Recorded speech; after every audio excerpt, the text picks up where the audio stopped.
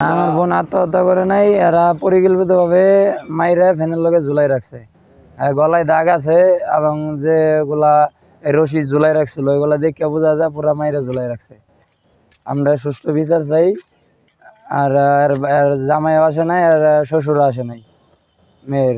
আমরা আসছি, আর এনে যে মেম্বার ছিল মেম্বার যায় লাশ বাইর করে হাসপাতালে লইছে। আর ওনের যে প্রশাসনের লোক আছিল, ফাঁড়ির লোক, আগে কয় নাই, আর এরা যায় সব লাশ বাইর করছে। আর যত প্রমাণ আছিল এগুলা আর কি লুকাইছে। ওনারা বলতেছে আর কি উনি মেয়ে নাকি সুইসাইড করছে মেয়ের যে কোনো একটা কারণে।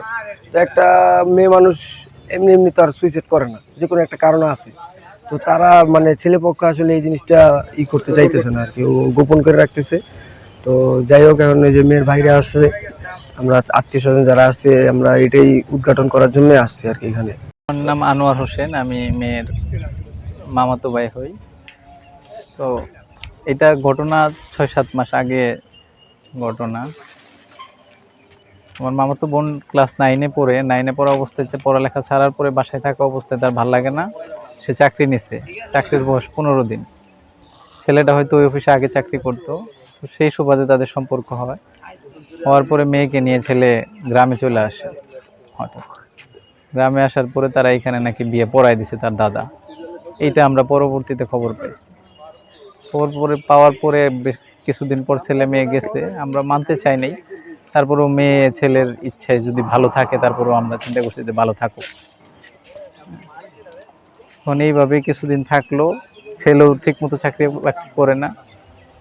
আমার ফুপুই টাকা পয়সা দিচ্ছে অনেক সময় যে চলুক, মেয়ে ভালো থাকুক। পরবর্তীতে এই 4-5 দিন আগে আবার গ্রামে চলে আসছে মেয়েকে নিয়ে। আইসা আমরা ছেলের বাড়িতে আমরা গতকালকে খবর পাইছি যে মেয়ে নাকি সুসাইড করছে। এখন আমরা সত্য মিথ্যা জানি না। আইসা এখানে দেখতেছি যে যতটুকু আমাদের মনে হচ্ছে সুসাইড না, এটা কোনো হত্যাকাণ্ড বা তাদের কোনো। এক মিনিট, এটা তো আমি শিওর বলতে পারবো না। এটা তাদের উচিত ছিল যে পুলিশ নিয়ে লাশটা নামানো, যাতে তারা ইনভেস্টিগেশনটা সুন্দর মতো করতে পারে। কিন্তু যেহেতু পুলিশ নিয়ে তারা নামায় নাই, সেহেতু এখানে কিছু থাকলেও থাকতে পারে। কিন্তু আমরা ময়নাতদন্ত রিপোর্টের আগে কোনো কিছু বলতে পারবো না। এটা আমার ফ্রেন্ডের মামাতো বোন, তো আমরা একসাথেই চাকরি করতাম, আমার বাড়ি এই এলাকায়। তো ওখান থেকে আমরা ঢাকা থেকে আসছি, যে আসলে এখানে ঘটনাটা শোনার পরে যখন সুইসাইড করছে আমরা আসছি ঢাকা থেকে এসে দেখি যে এখানে লাশ নিয়ে 2 দিন পর্যন্ত এখানে পোস্টমর্টমের জন্য আসছে। আসলে এখন পর্যন্ত পোস্টমর্টমটা হয় নাই। তো না হওয়ার কারণে আমরা এখানে দেখতে পেলাম যে আসলে আমাদের ওর উপরে অনেক আঘাত বা অনেক কিছু আছে। আমাদের যেটা ওদের আত্মীয়র যেটা অভিযোগ, সেটা হলো যে ওদের ভাই যে 2 জন আসছে আপন ভাই, তাদের অভিযোগটা হলো যে এটা সম্পূর্ণ পরিকল্পিতভাবে তারা মাইরা ফ্যানের সাথে ঝুলিয়ে রাখছে, যে কোনো একটা অ্যাক্সিডেন্ট এরকম হতে পারে, এটা আপাতত আর কি ধারণা। তো পোস্টমর্টম হওয়ার পরে রিপোর্টের হওয়ার পরে আমরা ফাইনালটা জানতে পারবো যে আসলে মূল রহস্যটা কী।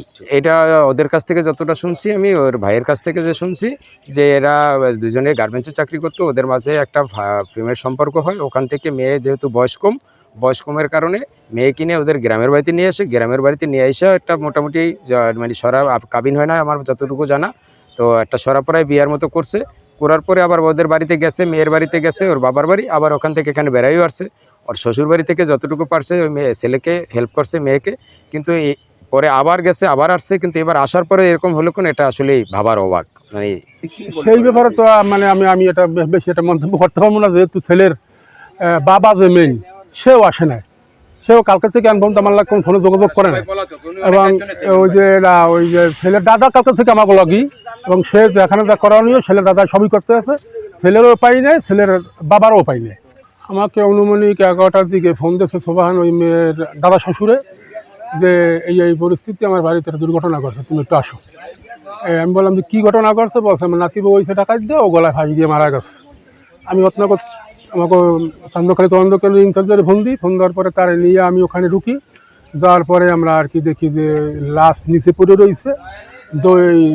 এটা ওই যে গলায় ফাঁসিছে অন্যরা ঝুলতে আছে। এবং সেখানে আমাকে বেতাকি থানা ইনচার্জ অতি সাহেব, সেও নিজেও আসছে। সে ওইখানে থাকাকালীন আমরা আর কি ওই স্যারের সহ লাশ আমরা যাই জিজ্ঞাসাবাদ করছি যে লাশের গার্ডিয়ান কারা বা সেই বিষয়ে, তারা বলছে আমাকে বাড়ি জামালপুরে তাদের কোনো ঠিকানা নাই, তারা কেউ জানি না। পরবর্তীতে আমরা দেবো বহু অনেক কষ্ট করে তারা একটা ফোন নাম্বার জোগাড় করছি, সেই ফোন দিয়ে তাদেরকে আমরা সংবাদ দিছি।